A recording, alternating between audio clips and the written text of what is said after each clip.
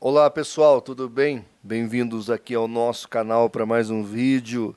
E hoje vamos terminar aquela série falando sobre os dons do Espírito Santo, os 9 dons de 1 Coríntios 12, de 8 a 10. Lembrando que, obviamente, eu não tive e não tenho a pretensão de falar tudo a respeito.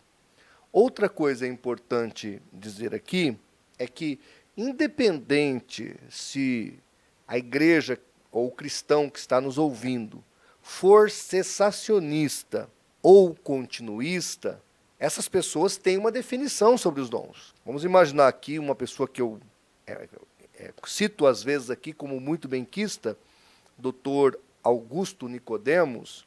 Ele acredita que os dons cessaram.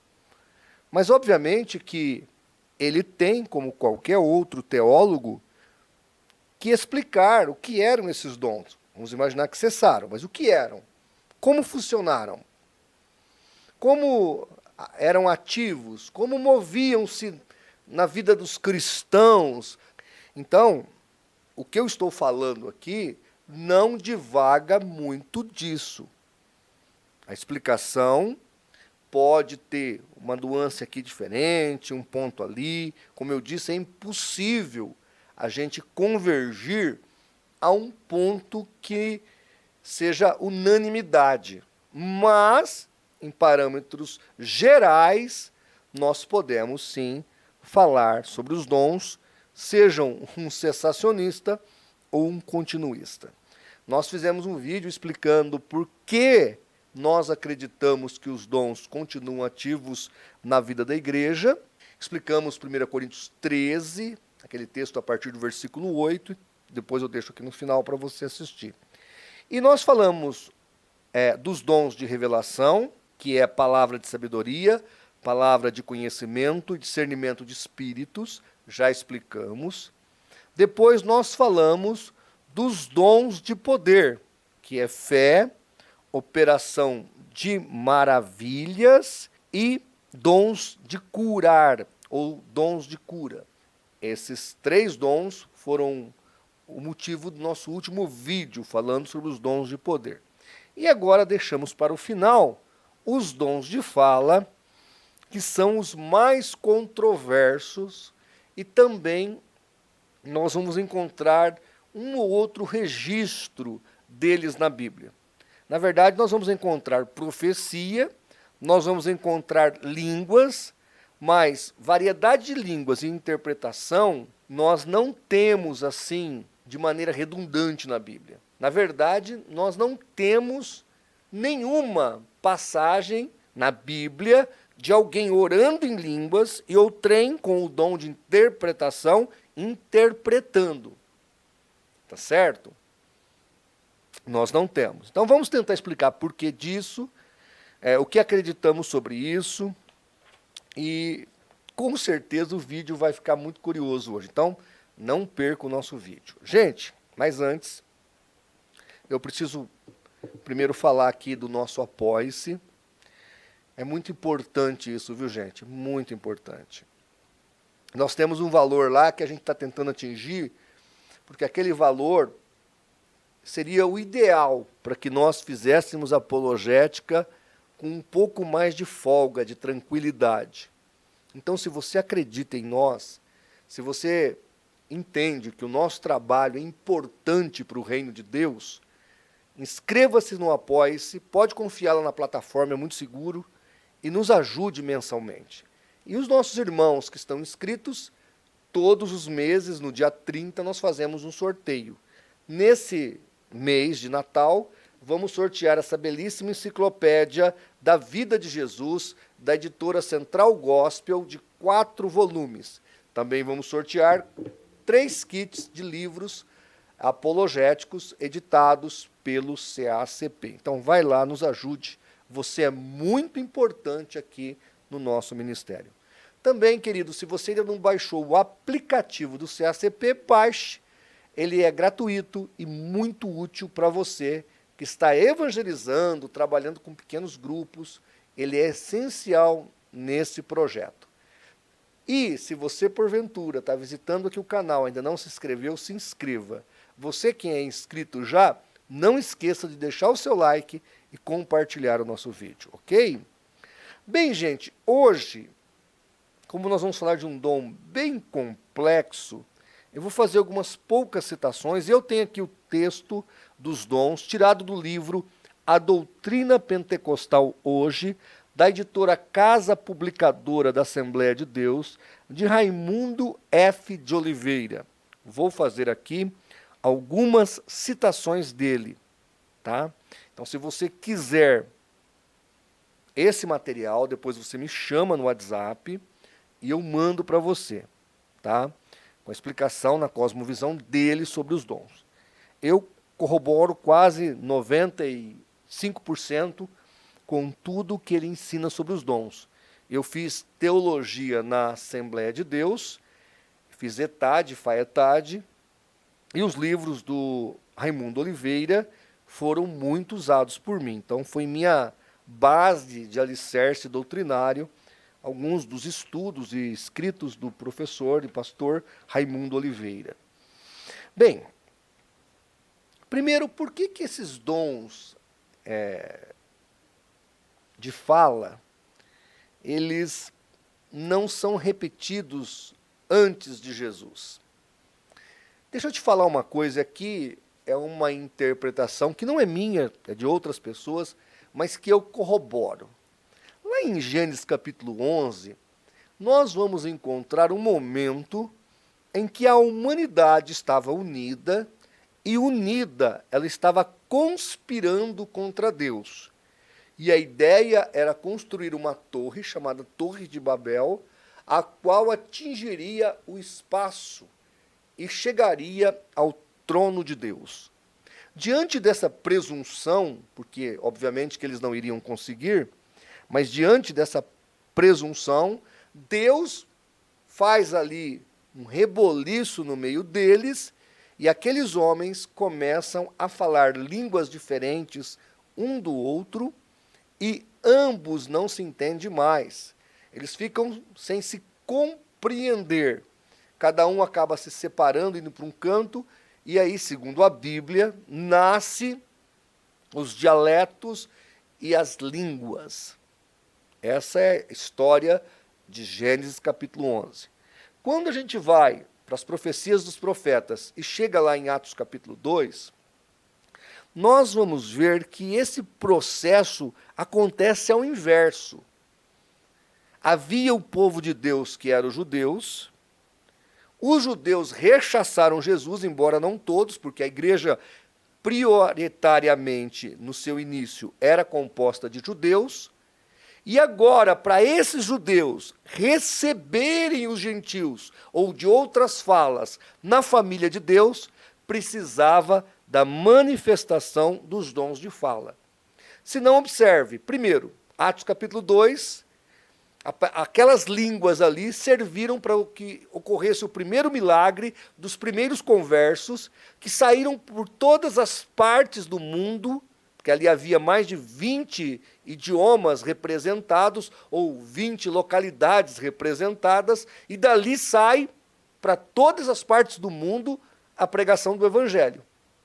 Atos capítulo 2. Não foi só um processo miraculoso de salvação. Não, dali houve a dispersão do Evangelho.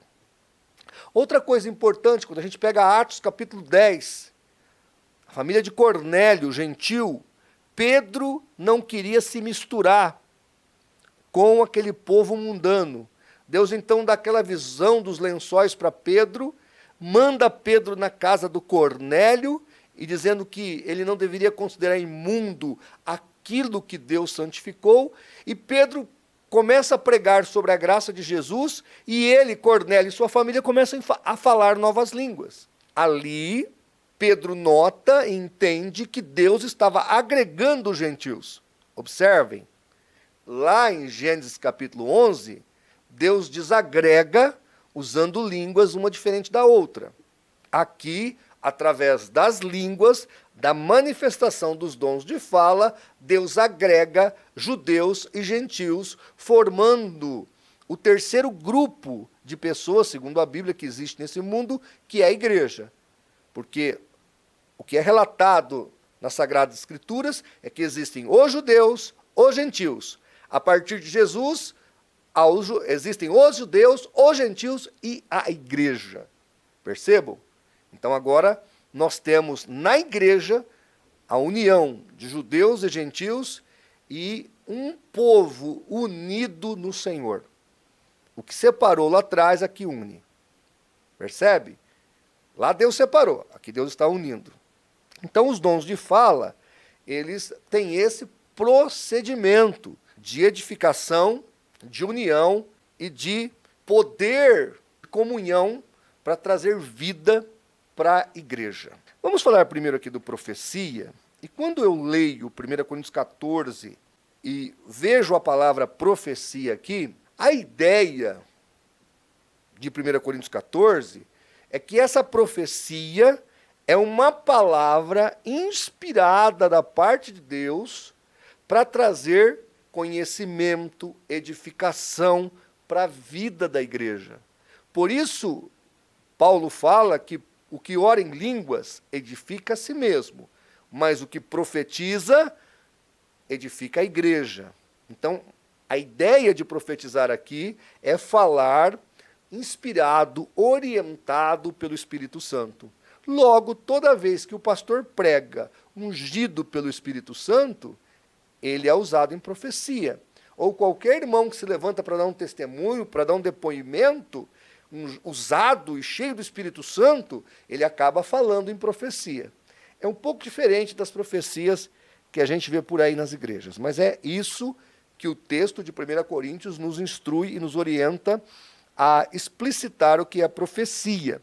E eu tenho aqui alguns textos para ler para vocês. 1 Coríntios 14, 3 e 4 diz assim: o que profetiza, fala aos homens para edificação, exortação e consolação. O que profetiza, edifica a igreja. Então veja a missão da profecia. Por isso, repito, Paulo dizia que todos poderiam profetizar, porque todos podem e devem edificar a igreja. 1 Coríntios 14, 29 e 30. E falem 2 ou 3 profetas, e outros julguem. Mas se a outro que estiver assentado for revelado alguma coisa, cale-se o primeiro.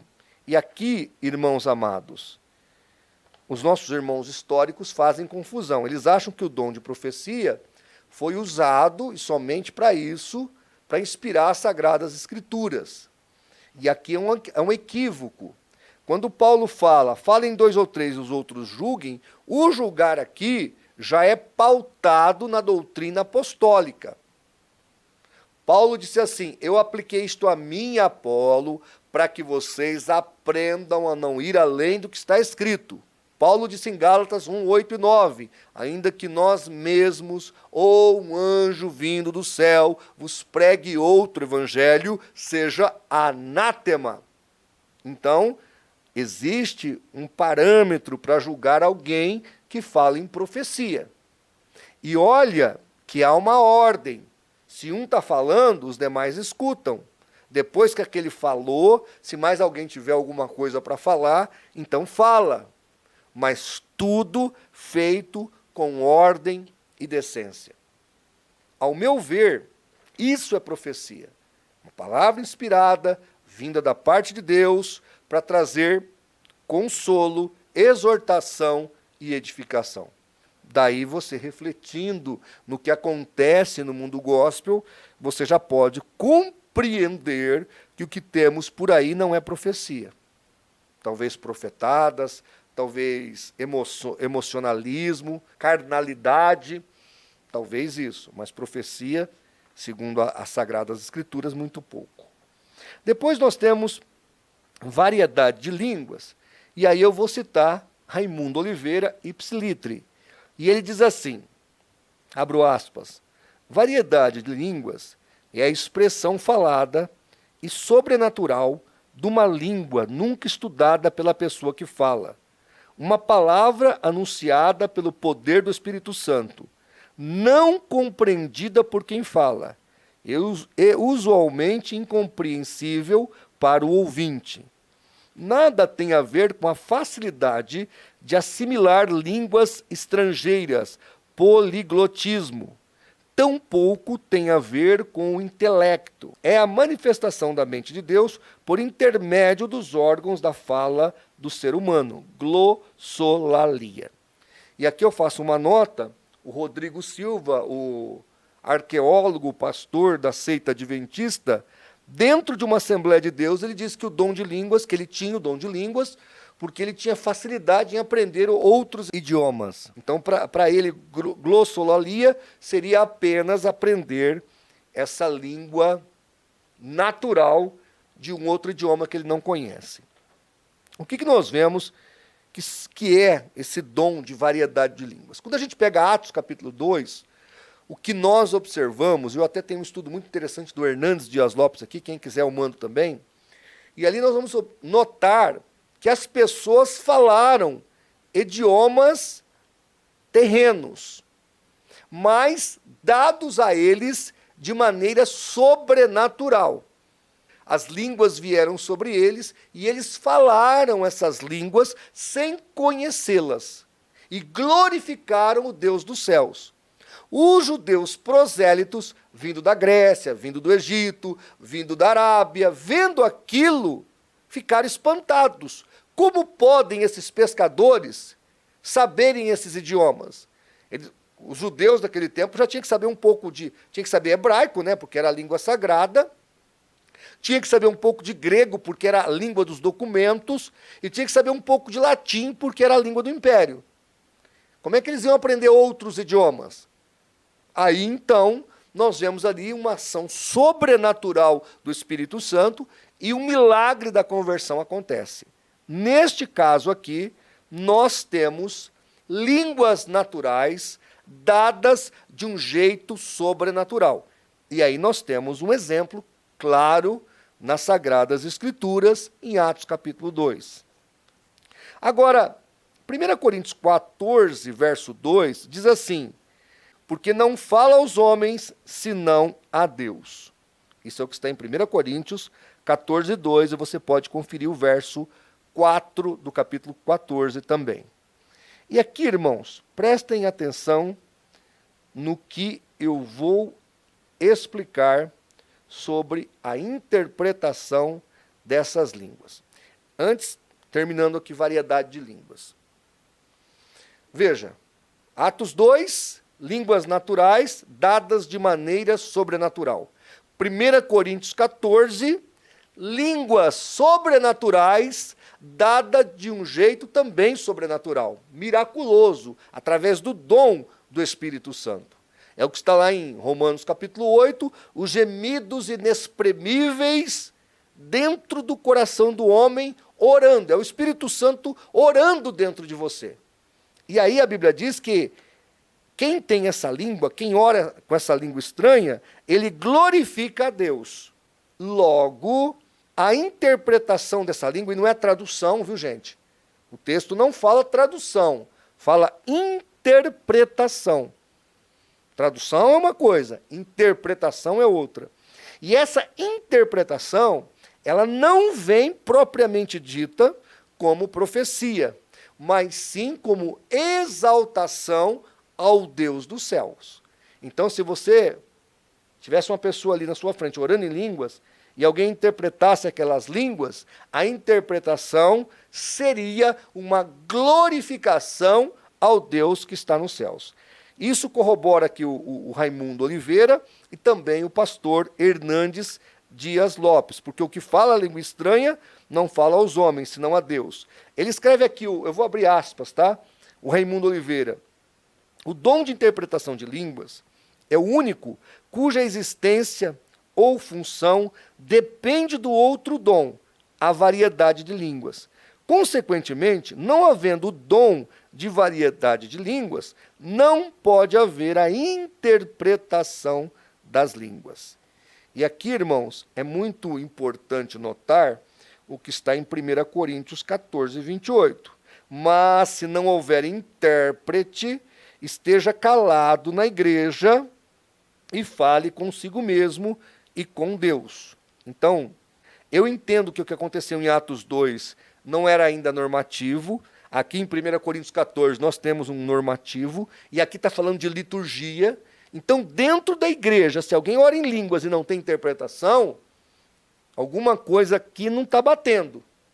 Porque se eu tenho uma oração em línguas em voz alta, eu devo ter, segundo o apóstolo Paulo, a interpretação dessas línguas, para que Deus seja glorificado com aquela língua traduzida.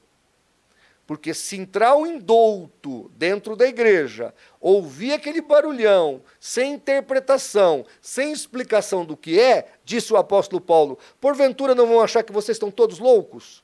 A gente vê muito isso hoje nas igrejas. Minha opinião pessoal é que falta um pouco de equilíbrio na hora dessas manifestações. Bem, se porventura ainda ficou dúvida, eu acho que ficou, deixe aí nos comentários, entre em contato pelo meu zap. Nós estamos aqui à disposição para ajudá-lo no entendimento e na compreensão da palavra de Deus. Muito obrigado aí por você me acompanhar nessa sequência, nessa linha de interpretação aí dos dons. Que Deus te abençoe grandemente e que o poder de Deus esteja sobre a tua vida para edificação, consolação e exortação. Um grande abraço e até o nosso próximo vídeo, se Deus assim permitir.